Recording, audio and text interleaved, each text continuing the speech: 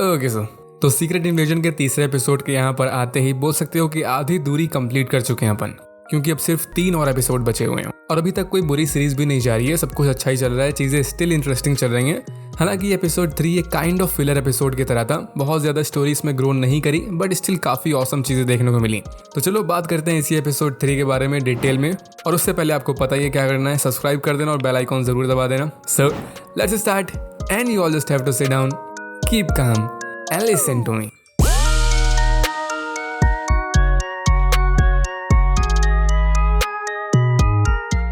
तो episode start होता है स्क्रल्स को दिखाते हुए, वही पैगॉन स्क्रल याद होगा।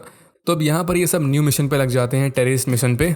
लास्ट वाला मिशन याद ही होगा जो मॉस्को में हुआ था, जहाँ इन्होंने बमबारी कर दी थी। तो अब ये न्यू मिशन यहीं कहीं लंदन में होता है एंड काफ़ी ज़्यादा डेंजरस होता है, मतलब काफ़ी ज़्यादा।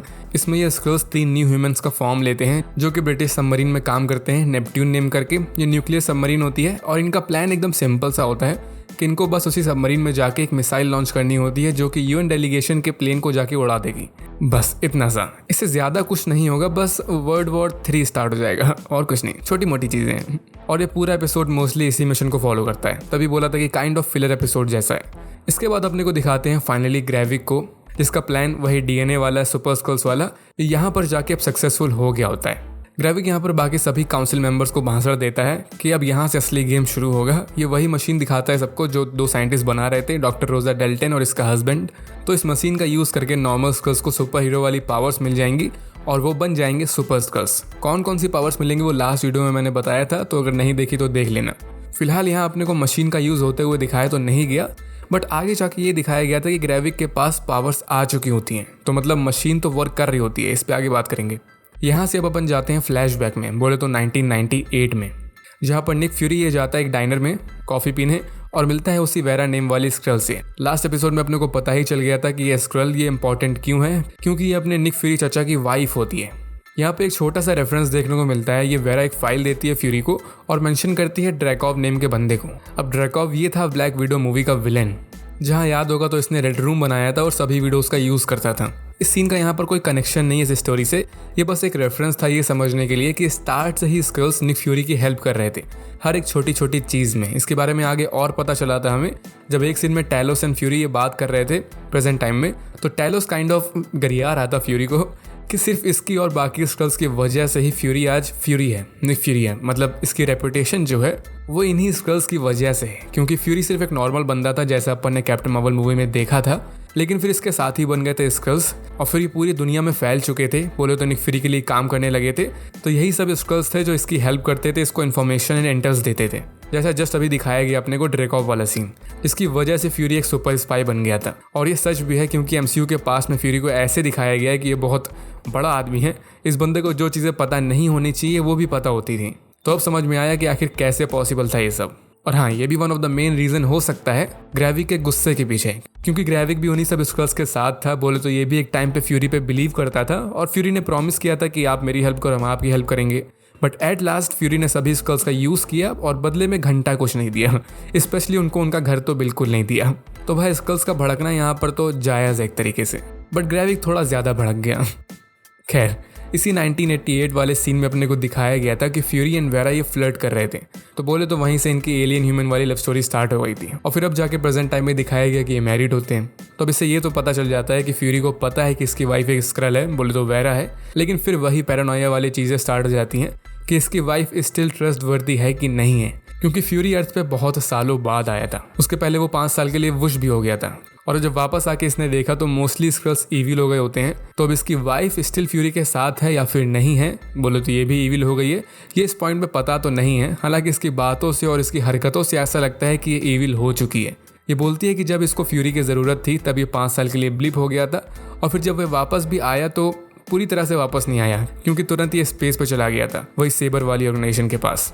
तो इस वजह से प्रिसिल्ला को वापस से अपनी ओल्ड लाइफ में जाना पड़ा। बोले तो ये फ्यूरी से प्यार तो करती है, बट एक ग्रेविक के साइड चली गई होती है और इसमें फ्यूरी की ही गलती होती है।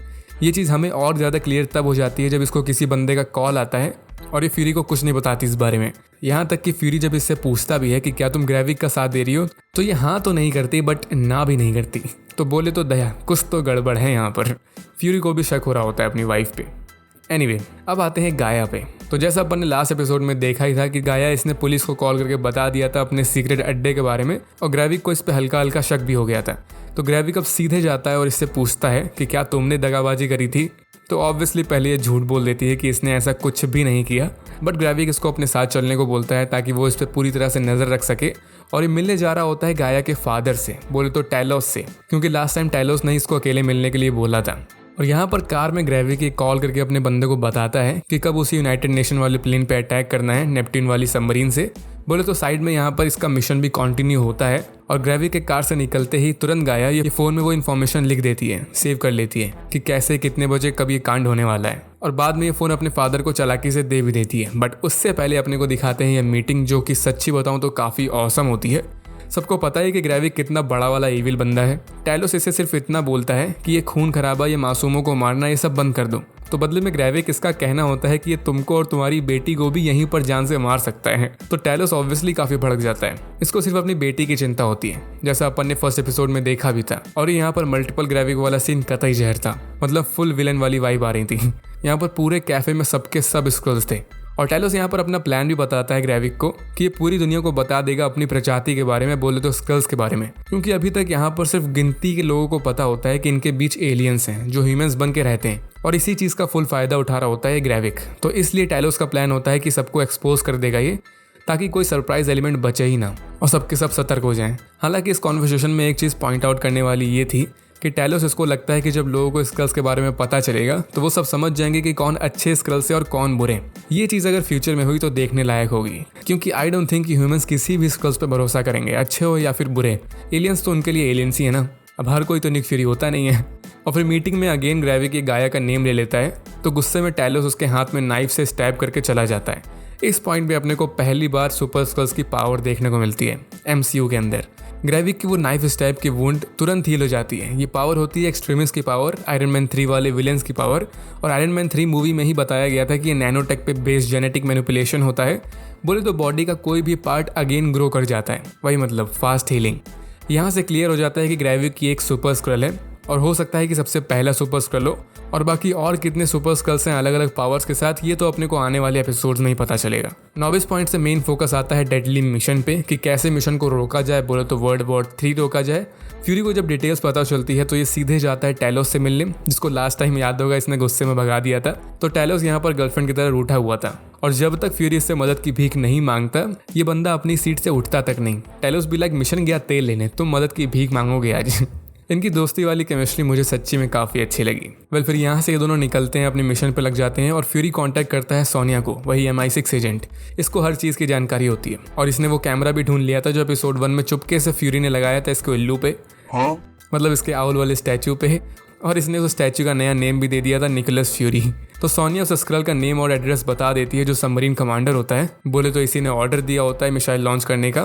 फ्यूरी उसको बॉब नेम से बुलाता है। तो यहाँ से सिंपली फ्यूरी एंड टैलोस ये उस बॉब के घर जाते हैं। थोड़ा सा एक्शन देखने को मिलता है, शूटिंग वगैरह होती है, और वो बॉब ये फ्यूरी को जाल में फंसाने का ट्राई करता है। बट अगेन अपने को एक रेफरेंस देखने को मिलता है कि बॉब ये टैलोस की वॉइस में फ्यूरी को निक बोलता है, जो कि मैंने लास्ट वीडियो में बताया था कि कोई भी इसको निक नहीं बोलता। तो वही चीज़ यहाँ पर फ्यूरी भी पॉइंट आउट करता है, और बॉब के बेटे को कैप्चर कर लेता है, जिससे टैलोस की जान बच जाती है। और इसी सेम टाइम अपने को सबमरीन दिखाते हैं जहां ऑलरेडी एक स्क्रल, वही लेफ्टिनेंट पैगॉन, ये यहाँ पर ह्यूमन फॉर्म बन के बैठा होता है, और उनको ऊपर से ऑर्डर आ गया होता है मिसाइल लॉन्च करने का, जो कि बॉब ने भेजा था। तो वो लोग इस चीज़ की तैयारी कर रहे होते हैं। लेकिन प्रॉब्लम अब ये आ जाती है कि बॉब ये कोड वर्ड नहीं बता रहा होता, सिर्फ उसी कोड वर्ड का यूज़ करके मिशन अबॉर्ट हो सकता था। और टैलोस ट्राई करता है पहले कि सिर्फ बातचीत करके सब सेटल कर ले, बट बॉब गाया का नाम ले लेता है, तो तुरंत टैलोस उसको जान से मार देता है। और फिर अब टैलोस के पास कोई रास्ता नहीं होता, तो इसको कांटेक्ट करना पड़ता है अपनी बेटी को, गाया को। तो वो अपने ही लोगों को मार के उसी सीक्रेट रूम में जाती है जहाँ पर सभी ह्यूमंस कैप्चर होते हैं, और असली वाले बॉब को ढूंढ के वो उसकी मेमोरीज से कोड वर्ड निकाल लेती है और टैलोस को बता देती है। एंड कोड वर्ड का यूज़ करते ही मिशन अबॉर्ट हो जाता है, ईजी पीजी, कोई भी कांड नहीं होता है यहाँ पर। और हाँ, वो पैगॉन वाला स्क्रल वो भी पकड़ लिया जाता है, क्योंकि वो अकेला था उस सबमरीन वाली शिप में सभी ह्यूमंस के बीच में। बट अब सीन आता है गाया को लेके। इसका कवर यहाँ पर ब्लोन हो चुका होता है, बोले तो जैसे छुप के रहती थी ग्रेविक लोगों के साथ, तो अब इसको यहाँ से भागना पड़ता है। लेकिन इसको पकड़ लेता है ग्रेविक। इसको ऑलरेडी बहुत टाइम से शक था इसके ऊपर, और फाइनली इसको रंगे हाथों पकड़ भी लिया गया। हालांकि गाया यहाँ पर भागती नहीं है, ना ही डरती है इससे, मस्त डायलॉग बोलती है। बट उसी डायलॉग बाजी के बीच में ग्रेविक उसको शूट कर देता है, डायलॉग भी पूरा नहीं होने देता कमीना। और सेम एज मारिया हिल, गाया भी यहाँ पर मर जाती है। इसकी मौत पे भी थोड़ी देर में आएंगे, फिलहाल एंडिंग पे बात कर लेते हैं। लास्ट सीन में अपने को वही प्रिसिला दिखाते हैं, फ्यूरी की वाइफ। इसको कोई मैसेज आता है जिसके बाद ये जाती है बैंक में, जहाँ ये एक सेफ डिपॉजिट बॉक्स निकालती है जिसके अंदर होती है एक गन। और तुरंत फिर इसको एक कॉल आती है अननोन पर्सन से, और ये बोलती है कि इसको ग्रेविक से मिलना है एंड हेंस प्रूव्ड कि ये इविल स्क्रल्स के साथ मिली हुई है। वैसे यहाँ पर ये कंफर्म तो नहीं है कि क्या ये प्योर इविल है लाइक ग्रेविक, और या फिर एक गाया की तरह है। बोले तो दोनों पार्टी की तरफ से खेल रही है, वो तो आगे पता चलेगा। बट यहाँ पर फाइनली कंफर्म हो जाता है कि कर्नल रोड्स अपना वॉर मशीन ये भी एक स्क्रल है। प्रिसिला को जिस बंदे की कॉल आई थी वो जहाँ तक लाइक 99% कर्नल रोड्स ही था। ये ऑफिशियली कंफर्म तो नहीं किया गया क्योंकि सबटाइटल्स में भी बस लिखा होता है man on the phone, but unofficially बोल सकते हो कि ये कंफर्म कर दिया गया है क्योंकि यहाँ पर अपने पास पुख्ता सबूत है कि वो कर्नल रोड्स ही था। फोन में जो आवाज़ सुनाई दे रही थी अदर बंदे की, वो इस रोड्स की ही लग रही थी। और आपको ये तो पता ही होगा कि ये शोज मल्टीपल लैंग्वेज में डब होते हैं, अलग अलग ऑडियोज़ में। तो मैंने बाकी सभी लैंग्वेजेस की भी ऑडियो सुनी, स्पेशली हिंदी में। तो जो कर्नल रोड्स की आवाज़ थी वही उस फ़ोन वाले बंदे की आवाज़ होती है हर लैंग्वेज में। तो इस चीज़ से अनऑफिशियली कंफर्म हो जाता है कि कर्नल रोड्स भी इविल स्क्रल्स के साथ मिला हुआ है। इन शॉर्ट वो भी एक स्क्रल है ना। अब अगर आए मोस्ट शॉकिंग मोमेंट में, बोले तो गाया की मौत पे, तो देखो इसकी मौत जितनी भी शॉकिंग हो, साफ सीधी सिंपल सी बात, मैं नहीं मानता कि ये मर गई ना, नो कतई नहीं। फर्स्ट ऑफ ऑल ये एमिलिया क्लार्क है, इतनी ही जल्दी इसको अगर मारना होता तो ये फुल पैसा वेस्ट है भाई, कैरेक्टर ही वेस्ट है। इसकी स्टोरी जस्ट स्टार्ट ही हुई थी और इसको मार डाला। अगर ऐसे ही सारे आइकॉनिक कैरेक्टर्स को मारते रहेंगे तो कैसे चलेगा। सबसे पहले वो मारिया हिल और अब ये। मारिया हिल तो चलो ठीक थी, स्टोरी में सीरियसनेस दिखाने के लिए एक सैक्रिफाइस तो चलता है, बट अब गाया भी। सोचो अगर सीरीज से सारा ग्लैमर ही चला जाएगा तो मेरे जैसे ठरकी लोग देखेंगे क्या यार। माना निक फ्यूरी के फैन है लेकिन इतने भी नहीं है कि इसी को देखते रहे। जोक्स असाइड, वैसे यहाँ पर बहुत ज्यादा चांसेस है कि गाया ये मरी ना हो, बोले तो इसने अपनी डेथ को फेक दिखाया हो। इसका प्रूफ भी अपने पास है। ट्रेलर में अपने को ऐसे सीन्स दिखाए गए हैं गाया के जो अभी तक सीरीज में देखने को नहीं मिले। अब हो तो सकता है कि किसी और ने गाया को रूप ले लिया हो फ्यूचर में, बट ऐसा भी हो सकता है कि गाया जिंदा हो। इसकी स्टोरी में मेन प्रॉब्लम यही थी कि ये बेचारी फंसी हुई थी इविल एंड गुड के बीच में, ना ये यहाँ की हो पा रही थी ना वहाँ की। तो अब जब ग्रेविक की फाइनली इसको मार दिया, मतलब एटलीस्ट ग्रेविक को ऐसा लग रहा है कि इसने इसको मार दिया, तो अब ये छुप के पूरी तरह से अपनी फादर के साथ आ सकती है और ग्रेविक के अगेंस्ट फाइट कर सकती है। लेकिन at the same time chances ये भी है कि इसका चैप्टर खत्म। ऐसा अगर हुआ तो कुछ ज्यादा ही डार्क हो जाएगा मार्वल। अब फैंस ने ही रिक्वेस्ट करी थी मार्वल से कि थोड़ी सीरियसनेस लेके आओ स्टोरी में डीसी यूनिवर्स की तरह, लेकिन इतना भी नहीं करना था कि जो अच्छा कैरेक्टर लगे उड़ा दो ब्रा। कमेंट करके बताने की मार्वल की इस न्यू डार्क वाली थीम से खुश हो या फिर नहीं। जिस हिसाब से सबको उड़ाते जा रहे हैं, मुझे तो लग रहा है कि नेक्स्ट एपिसोड में निक फ्यूरी ना मर जाए कहीं। खैर जो होगा वो बचे हुए 3 एपिसोड में पता चल जाएगा, तो वेट करो उनके लिए। और ये एपिसोड यहीं पर एंड होता है, कुछ भी नहीं था इसमें, तो वीडियो यहीं पर एंड होती है। और कुछ भी पसंद आ गया हो तो लाइक एंड शेयर वगैरह जरूर कर देना, और ऐसे ही और अपकमिंग वीडियोस के लिए सब्सक्राइब भी जरूर कर देना। तो मिलते हैं नेक्स्ट वीडियो में, तब तक के लिए stay tuned and bye bye. तो वही चीज़ यहाँ पर फ्यूरी भी